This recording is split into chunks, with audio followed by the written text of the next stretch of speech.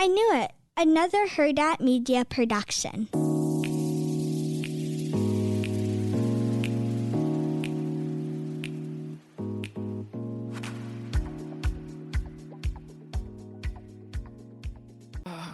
Oh, Chantel, we started the episode. Oh,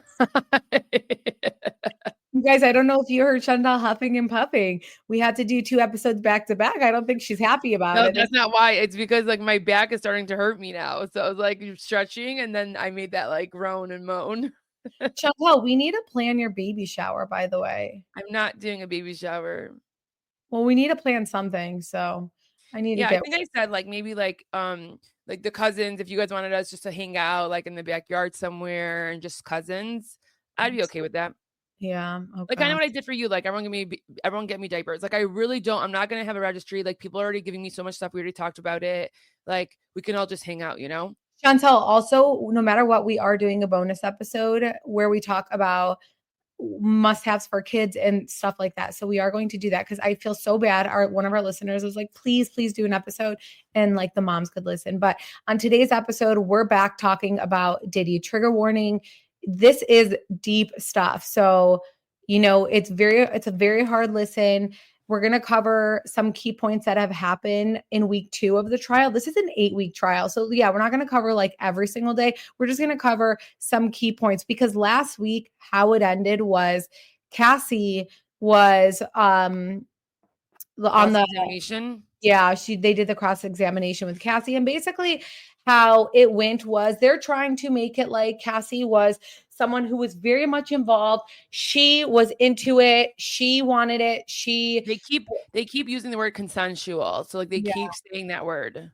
Yeah, she wanted to be involved. You know what's so crazy is there was this thing about Nicki Minaj where Cassie went to Nicki Minaj and was like, this is what's happening. I don't know what to do. And Nicki Minaj was like, honey, this is part of the game. I found out that was fake.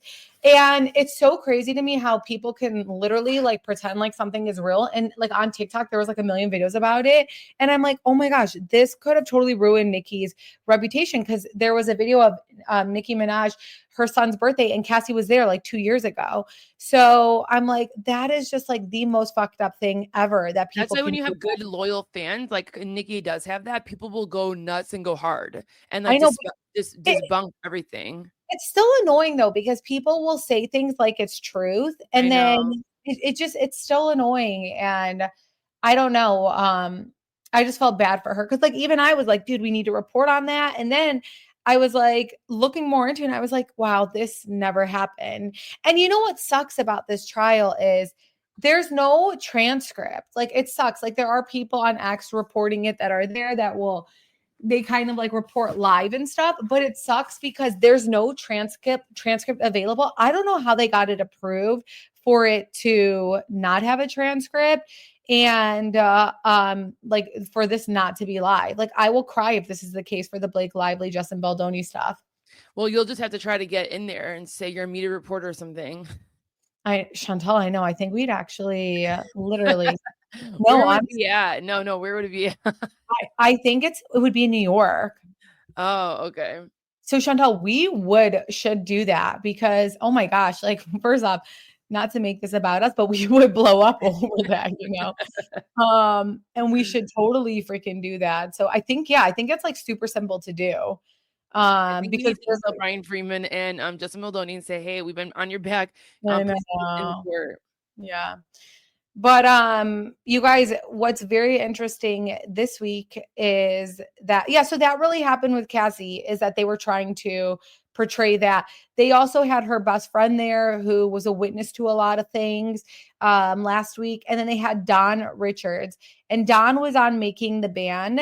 And I don't know, you guys, I don't get good vibes for Don. And I was seeing that a lot of the people saying that Don looked like Diddy's side of things made like Don being there was not like a good thing for the other side of it, So, and I don't like Don because when Aubrey O'Day was coming out talking so much shit about Diddy, Don was like Diddy's like side piece. Like she was his right-hand man denying like she wanted the contract. She wanted to become that solo singer. Yeah. Oh, yeah, which is so disgusting. So it's like, listen, at the end of the day, even us, like we report about gossip and stuff. And I've talked about this even a lot on Patreon, but we've gotten, emails where it's like this person had an affair and we know they're in a relationship. And we've literally gotten pictures of us showing of like them saying, hey, here's pictures, like here's this man who's in this relationship. He cheated and I approve of it. And me and Chantel would talk about it. And I'm like, I'm not comfortable sharing it. Like, I'm not comfortable being the person to put that type of energy out there and ruin this relationship or nothing even goes wrong. Like this, they end up staying together. So what is the purpose of me doing it? So like, there's like some integrity that goes with these things, And yeah, like Dawn definitely sold herself to the devil because Aubrey's been saying this. And there were rumors Aubrey just flew to New York. She's going to testify. She came out and said, I'm not testifying. It sounds like Aubrey has also signed something too, where she can't say much. I think a lot of people ended up coming for Diddy where it was like a lawsuit and he did settle and things of that sort. But she's like, I'm glad and I'm watching and I'm like, I've been saying this. So yeah. What we're really going to cover though is, Tuesday. And because I think a lot happened on Tuesday, by the way. So key testimony on Tuesday was Regina, which is Cassie's mother. So some of the key points, and we'll talk more details about it, but was that the mother of Cassie testified about her financial and emotional toll of her daughter's relationship with Diddy. She revealed that she and her husband paid Combs $20,000 after he allegedly threatened to release explicit videos of Cassie and harm her and musician Kid Cudi, which, by the way, Kid Cudi is going to be today, Chantel. Oh, today? I thought it was the end of this week. Nope. At the end of today, he will be testifying. And Regina also documented bruises on Cassie's body reported from Diddy and described the controlling behavior she observed during their relationship.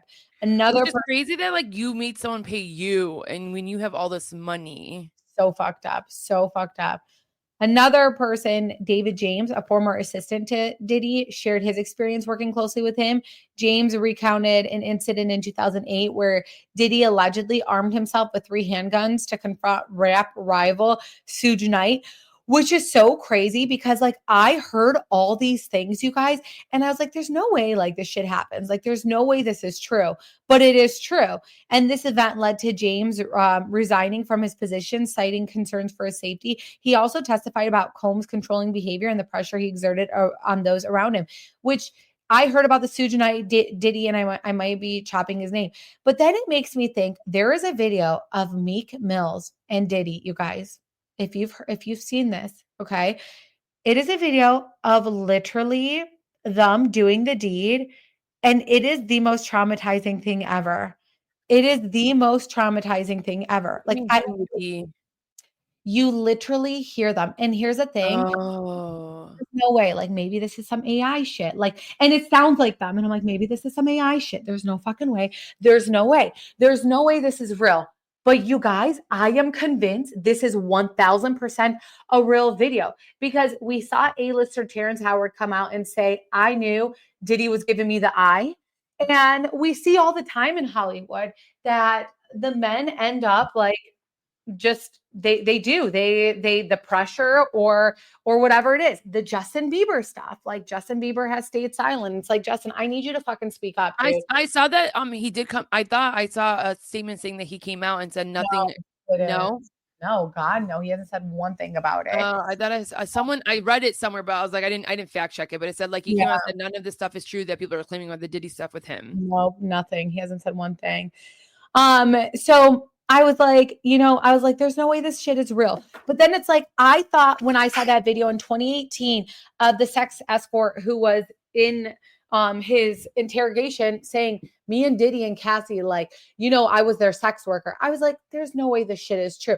At this point, this Meek Mill Diddy video is absolutely motherfucking true. And Chantel, you need to look it up on TikTok. You will be traumatized for the rest of your life. No, thank you. You just hear them having sex. The one thing I will say is I'm shocked because so far we haven't had anyone testify and say that I what I did, I wasn't like a man come out there and say yet that I was in a relationship with Diddy, or I did, because I don't think any man wants to do that, say it, especially if no one knows, unless they're already like out there and stuff, And so, yeah, now I'm like convinced this whole Meek Mill Diddy thing is 100% true. And it's just like, he's just like, I don't know. Something is wrong with him. And it's crazy because we have J-Lo who like dated him, who knew about this shit. And J-Lo is she'll talk, she'll come out and she'll say, she's gotten political. Like she'll come out, she'll say things about certain people and say like, what kind of person they are. And I think you should, if you feel that that person is a bad person. However, why have you stayed silent throughout this Diddy thing? And throughout it, all we hear, and even in one of the testimonies there in the trial, someone came out and they did bring up J-Lo, and they said that J-Lo's mom absolutely hated Diddy, which I've talked about on Wendy Williams, where J-Lo's mom has come out, like she told Wendy Williams, like, my daughter will never be with Diddy. There's a fucking reason. If people think like, I think people get so scared in Hollywood and like it's gonna ruin their reputation if they say something. It's like, you not saying something when we know something is gonna ruin your reputation itself. So it's like people are gonna remember that you stayed silent. Where are you at, Jay? Where are you at, Jay? I want to hear what Jay-Z has to say. And everyone that's trying to stay silent, listeners are hardcore Beyonce fans. So I want to know what you guys think about this Jay-Z thing, because we cannot pick and choose in this industry who we're upset with. Yeah, like, but you can be obsessed with Beyonce, not like her husband. Right, but I just want to know what they think about Jay-Z, because a lot of people, because she's married to him, they do defend him. Just like, for example, if you're like obsessed with Taylor Swift and some people think Travis Kelce is questionable, you're like, no, he's actually so great. But I mean, like, there's nothing that's come out about Travis Kelce. Yeah. I'm just saying, like, you'll back the person. Yeah. The person they're with is the best person ever. I mean, like Travis Kelce, for example, Chantal, he's like very like, rah, like sorority type guy. Oh yeah, he's very cringy sometimes. So exactly. So that's what I mean. And most of, like, I feel like a lot of Taylor Swift's people will be like, ew, that's like ick. But because like Taylor Swift is with him, it's not ick. You know what I mean? So I'm just saying, like, whoever they're with, like, you end up just being okay with. So I am very curious to hear what you guys think about that. Another person who also testified is another male exotic dancer. Described paid sexual encounters with Cassie, often orchestrated and observed by Diddy. Hayes expressed discomfort with the arrangement, citing performance anxiety and aggressive behavior from Combs. And then there was Gerard Gannon, a federal agent from the Department of Homeland Security. He testified about the planning of a raid on Combs' residence in Miami. He presented evidence of firearms, sex paraphernalia. What is that, Chantal? It's like dildos and like things like that, like sex toys. Fucking stop. Oh my gosh. Do you think that Diddy like used the dildos? Well, I'm sure like he's watched. I mean, these people probably use so many things. Like why did he have all the baby oil? Like he loved it. It's like all those things. I'm sorry. This just made me think of something, and this is not to make light of this, but this is just a side note that Chantal, one time, like, we were all like, all the cousins were together. She's like, if a man ever asked me that, I'm sorry, guys, we're just gonna make light of this. Let's not. No. If a man ever told me that they wanted to hit me up in the ass, I would say, absolutely, I will do it, as long as I do it to you first. Let me strap on a dildo and I will do it to you first. If you like it, let it hit your G-spot, and then do it to me. You guys, this is something I'll never forget that Chantal said, that it was like the craziest thing in the world. I'm so sorry, because I don't want you guys to think I'm making light of this. I'm just saying, like, it made me think of this. Anyways, the Washington Post did a really fantastic job of kind of talking about the situation. And there was like a specific person, I think it was Anne Brannigan, and she kind of like highlighted. So I'm going to talk about some of her highlights from Tuesday morning. So she said some interesting things, talks about like each one of the things that they said in their setting. And she started off with Tuesday morning. She's like, we'll be picking up where we left off Monday when prosecutors questioned 3 witnesses: singer Dawn, who worked under and alongside Diddy as a member of the band, and Carrie Morgan, Cassie's ex-best friend, David James, a former personal assistant, and then we talked about the other people. And prosecutors have said that Don Richards' testimony would help establish that Cassie was coerced or forced to participate in Sean Combs' freak-offs, day-long sex parties involving male escorts, and amount of drugs. Government questioning of Richards and her one-time friend Carrie Morgan focused on their accounts of Diddy's violence with both women, saying they saw him attack Cassie with seemingly little provocation. Provocation. Did I say that? Little has been said in court this week about the freak-offs, though, that they may soon change. The government said Monday afternoon it will soon bring forward a male escort who is alleged to have participated in them. And she talks about when the judge greeted the defense and prosecution teams. And she said prosecutors would like to ask Regina about a demand for the $20,000 they say that Diddy made to her. Combs allegedly said he had spent the amount on Cassie and wanted to be compensated after she became involved with another man. This is where where Kid Cudi comes in. The government said it believes the incident is strong proof of coercion, suggesting that Diddy was continuing to keep Cassie in his sphere when she was attempting to leave the relationship, which is a very strong point. The defense is not denying that Diddy demanded $20,000 from his ex-girlfriend Cassie, but lawyers argue that the exchange wasn't relevant. Regina, Cassie's mom, did wire the money to Diddy, but it was returned shortly after. No money ever left Cassie's possession on an ongoing basis, defense Mark said, adding that this introduces confusion without a great deal of purpose. Diddy is sitting directly to hit Mark's left in the defense table in a blue sweater, white collared shirt with his legs crossed and his hands on his lap. What's also interesting too is like I listened to a conversation Diddy had with his son on the phone. And he says like he's like, no one's reached out to me, everyone's fake. And he was like so mad that everyone turned his back. And it's like, what the fuck did you expect to happen? Yeah, you're like lucky they were talking to you while you were doing these things. The judge said he would like to see Regina's testimony before making a ruling that could limit her ability to talk about the $20,000 she wired Sean Combs in 2011, which prosecutors framed as compensation for money Diddy spent on her daughter, Cassie. The prosecution said it believes the exchange speaks to coercion again, and that's why they want it. David James, a former... Everything is traceable. It's so crazy. Like every little thing you do like can come at you. Yeah. David James, a former personal assistant to Diddy, is back on the witness stand after the judge overruled an objection from the defense. James is expected to discuss the incident involving Diddy's industry rival, Suge Knight. Judge has repeatedly praised the jury's timeliness, noting at the start of the court Tuesday that juror number 5 had alerted the court that they would be 10 minutes early, not 15. Nevertheless, the start of David James' testimony has been delayed briefly. So when I was a juror, you guys, the judge was so nice. Like she constantly complimented us as is that like a thing that they have to do? I'm so confused. I think, yeah, I mean, they must, because she constantly like why is it like, oh, thank you, jurors, for being on time. She constantly praised us. And I think it just gives us like a little bit, you feel important. You feel like, you know what, at the end of the day, this sucks, but you know what, I am doing something and justice is going to be served. And I'm part of a bigger picture. And yes, I'm getting paid $12 an hour, but it's okay. $12 an hour, Rexine, it's literally like $5 an hour. Was it? Yeah, it probably was. I remember getting the check months later and I was just like, oh my God. So yeah, but thank God, like for me, like I have paid time off. So I mean, I was able to use that. But anyways, David, by law, you have to give someone off, like they can get fired, but like it's crazy that you don't get paid. Like if you're just an hourly employee and you're working full time, you don't get paid. It's so sad. Yeah. So Sean's personal assistant told the court Monday afternoon that he would often work 6 or 7 days a week, sometimes 20 hours a day, sometimes for weeks on end. He recounted that while interviewing for the job, he was told by an HR executive at Bad Boy Entertainment, "This is Mr. Combs' kingdom. We're all here to serve in it."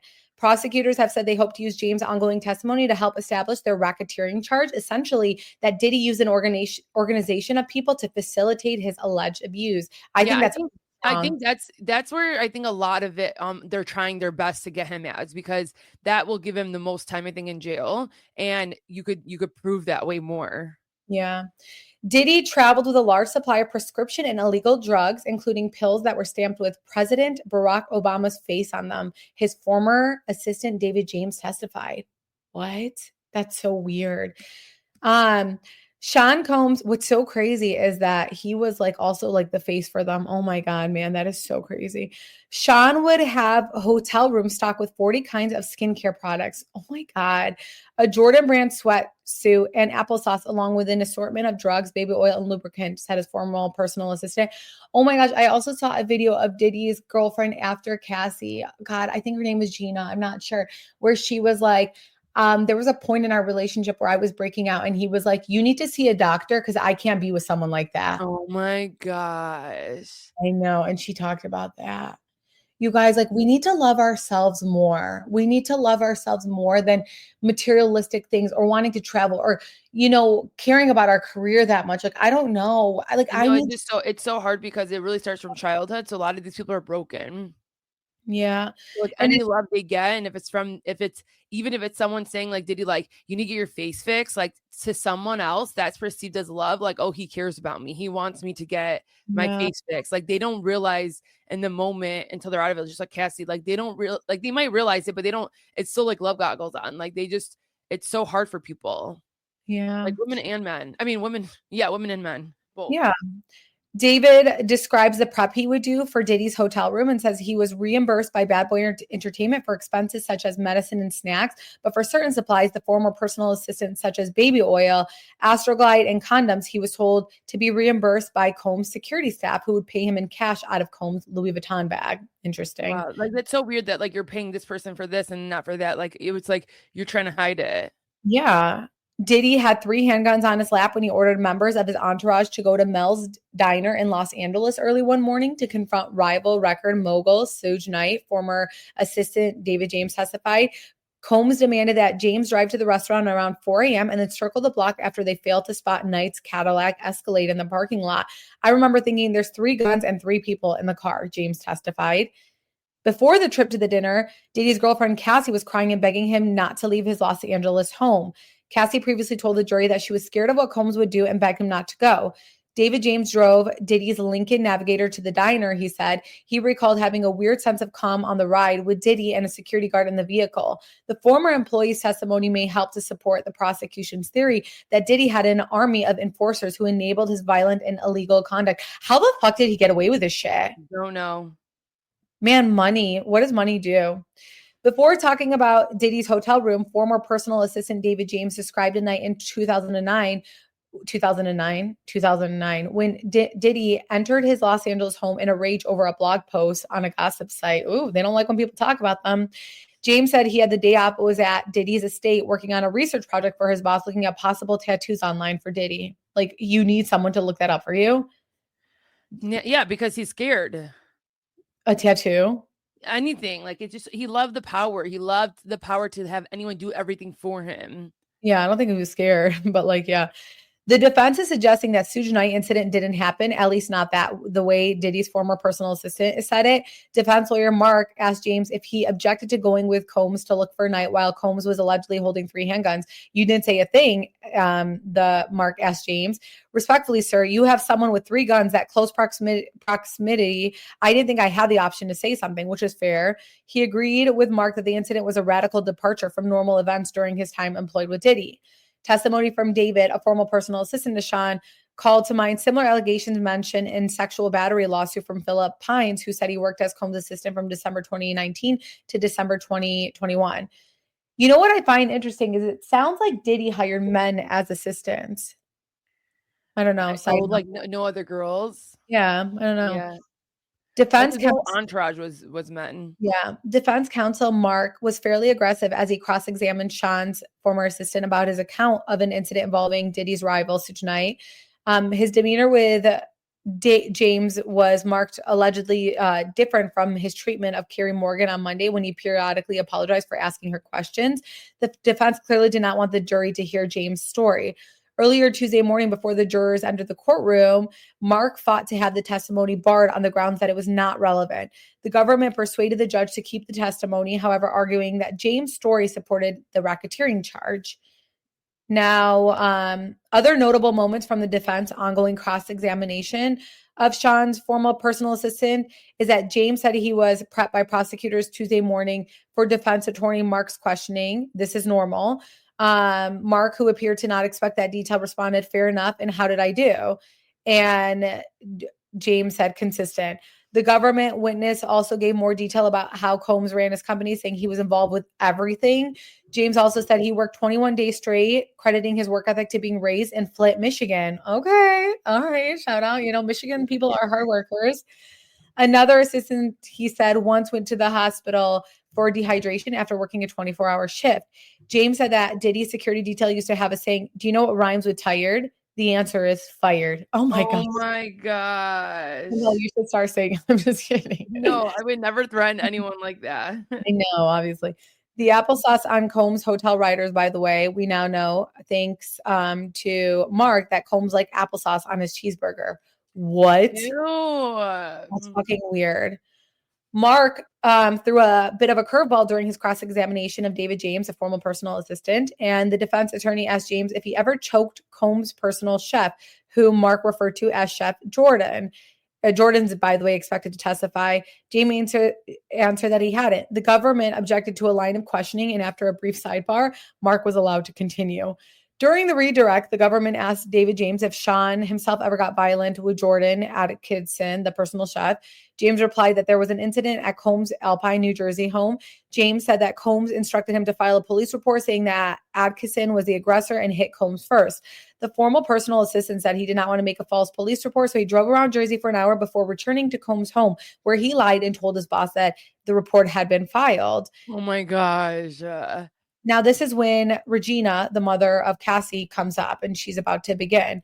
One final exchange from an eventful cross-examination of Sean Combs' former personal assistant, David James, was the defense attorney Mark asked James about an encounter he had with Roger Bounds and two female sex workers. Bonds was a security guard for Diddy. Marion and Suge Knight, by the way, who has come up in the testimony this week, was at the center of everything, like we've been talking about. And it's just because they've been rivals for decades. So that's just a side note.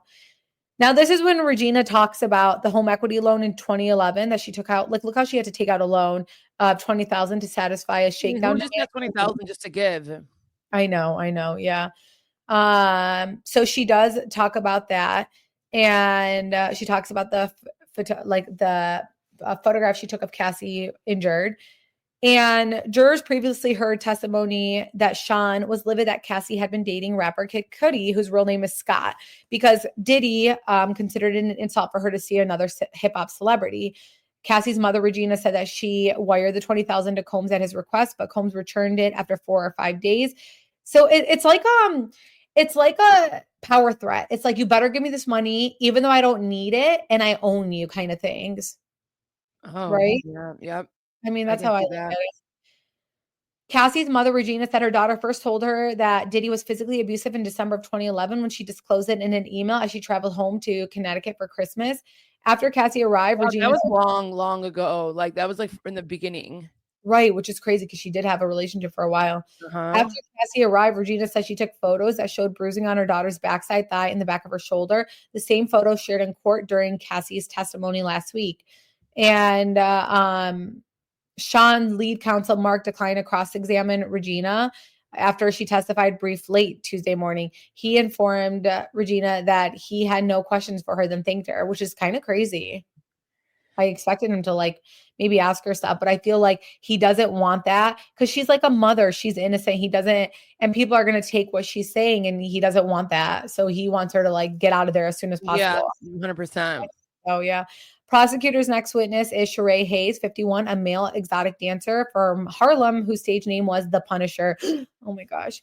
Cassie, this is so fucking sad. Cassie testified last week that Hayes participated in freak-offs with her and Sean Combs.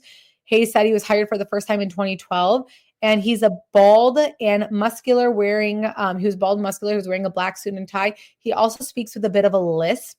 Hayes explained his Punisher nickname, saying that it was given to him as a teen, and he was inspired by his style of play on basketball court. He says his first freak off with Cassie and Sean took place in 2012, and he initially thought he had been hired to perform a striptease for a small group of friends. So they're all being hired thinking of something else. Yeah. And it's like crazy because, like, she had to do some of the hiring sometimes too. I remember her saying that last week as well. Yeah, Hayes said that he was greeted by Cassie, whom he didn't know at the time, and was asked to perform a sexy scene for her and her husband, a man he now understands was Diddy, who sat at a table So naked, crazy. naked except for a veil, like a Muslim woman would wear. Oh my God. That's called a hijab, not a veil. Yeah. But he said veil. Oh Well, my God. Like this is so weird. disgusting. Hayes said he was instructed to have no communication with the man. Why would Diddy need him to perform a sexy act? Like, Because I don't because they wanted to see, like, one, how probably he can perform, and then two, no, because he obviously he gets off clearly on men and women. It's yes, there's exactly. there's no hiding that. Even with the freak offs, like, to watch another man do something all day, like, I know it's like porn to him, but like to constantly have these people, it's like weird. Yeah. Yeah, he says that Diddy would periodically give instructions during the freak off, telling Cassie to position her body a certain way to move the lights. And Hayes said he was given 800 on arrival and then was asked if he wanted to finish. He declined, saying he wanted to keep things professional and give an additional 1,200. I'm sure they got scared when he said that, and that's why they're like, give him 1,200 right now. Oh my God, 100%. Yeah.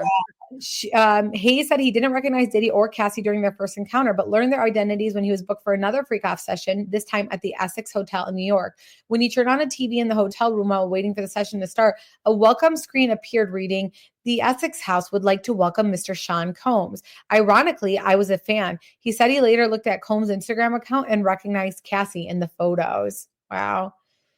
Can you imagine, like, you come back again and you don't even know who you're doing it with? It's so crazy. I know. Hayes estimated that he participated in 8 to 10 of the sex parties, which took place exclusively in New York. He added that he could sometimes take multiple days and typically began around 2 or 3 a.m. Did these people not sleep? Multiple days. It's like I should be getting paid like way more. No. Freakouts were fairly predictable affairs, he testified. The rooms were dimly lit with electric candlelight and sheets covered the furniture. Participants would start seated on a couch and create a look by rubbing baby oil on each other. Oh my gosh. This would sometimes be followed by oral sex. Sean would give Hayes and Cassie direction. He testified, adding that Ventura seemed to seek cues from Diddy and sometimes winced or sighed in response to the instructions. He recalled a time when Diddy threw condoms on the couch and said he was ready to see them fuck. Another times, Combs dropped a stack of money on the bed as Hayes and Ventura had sex and expressed his approval. Under cross-examination by Xavier Donaldson, Sharon Hayes, 51, said he began his exotic dancing career on Labor Day weekend in 1995. He said he danced for hundreds of thousands of ladies over the past 30 years, including lap dances and professional dry humps. Donaldson appeared not to later understand the latter term, so Hayes repeated it several times. Sharon Hayes testified that he wrote a self-help book about his experience with erectile dysfunction called In Search of Freezer Meat. Okay. Oh my. Yeah, I know. Like, this really, like, ew, like, I can't, like, when some of the visuals come in my mind and I'm dying. Possibly contradicting his earlier testimony that Cassie sometimes winced and sighed at Sean's instructions during the freakouts, exotic dancer Sharon Hayes said under cross-examination that he would have not had sex with Cassie during the sessions if he thought she was uncomfortable. There were no cues about any discomfort, correct? Defense lawyer said. That's based on your 25 years experience during dry humping or hundreds of thousands of women. He says correct. Well, So yeah, but like that was, but I hate that they like, of course they're going to ask that, but it's annoying because clearly, like, if she did show discomfort, like, he would get mad and like it would be longer process. Like, she knew she had to make sure like every single thing like was like perfect. Right. So the last person they brought up is like Homeland Security agent Gerard. I like that name. Gerard Gannon was tasked with planning the federal raid on Diddy's mansion. And apparently it was searched at 3 or 4 p.m., which aren't typical for such raids, but that's because Diddy and his family were scheduled to take a trip out of the country. We thought it was best to wait until his family left. Yeah. He said Homeland Security the Homeland Security is now giving account of the planning to talk about all of it.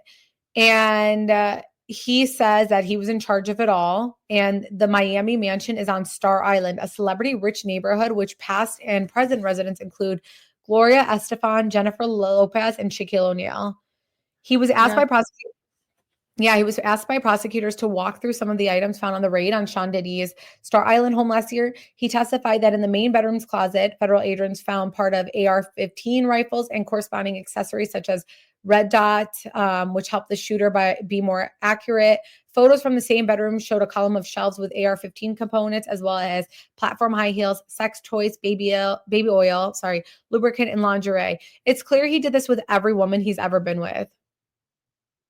Gannon also reviewed 2 gun magazines that he said contained 19 rounds and 10 rounds of bullets. Sean's mother and sons did not appear in court on Tuesday for the second day in a row. Janice Combs and sons Justin, Christian, and Quincy Brown were a consistent present during Combs' pretrial hearing, but their attendance has been less consistent during his trial this month. They did not show up for jury selection, but attended every single day of trial last week. Combs' son showed up even when his daughters did not, sitting through testimony about Combs' sex life and violent tendencies. They were seen periodically giving their father encouragement, tapping their fists to their hearts in a gesture of solidarity. Oh my God. Solidarity. There we go. Thank you. But like, I wouldn't like, I mean, of course they're going to be there for support. You know, obviously they're there for the dad, but like to have to go there every day for 8 weeks, like that's exhausting. I would tell my kids, don't No, go. I think it's not a good look at all to have them, and they're being advised to not bring them because it sounds like they're co-signing some of this stuff and they should just stay out of it because they're getting hate. And I think that, you know what, if Diddy was not a selfish piece of shit, he would look and be like to his kids, I love you. I appreciate it. I know you guys have my back. I don't want you guys to come because I know that the world out there is going to give you so much hate. That's why the daughters stopped coming and now the sons have not come. Yeah, no, I agree. I think that is something that they should, that's smart for them to say, like, don't come anymore. Yeah, like it was such a selfish act for Diddy to have them come. It really fucking was. Now, that's really what yesterday was about. If time allows, prosecutors plan to call Kid Cudi this week. He is the rapper of whom Cassie briefly dated while she was involved with Diddy, the same rapper whose car exploded after a jealous Diddy threatened to blow it up, according to Cassie in her lawsuit. And this was also a rumor that was out there for many, many years. And yeah, you guys, so we will be back with Diddy's, but that are some key points. A lot of that came from Anne Brannigan. So shout out to her, who was there at the time. So yeah, those are some of the key points, key updates that is going on in the Diddy trial. Thoughts, Chantal? Any final thoughts? I can't believe we have like 6 more weeks of this. I know. Well, thank you guys for listening. Horrible, horrible thing. And we hope justice gets served. Yeah, That's like all. that final week will be nice when the verdict is in. If anything breaking happens, we will have another Diddy episode, but make sure to tune into our Patreon where we'll have 2 additional episodes. But thank you guys for listening and supporting our episodes. Be sure to leave us a review on Apple Podcast and tell us what you guys thought. So thank you guys for listening and have a wonderful week. Bye, guys. Bye, guys.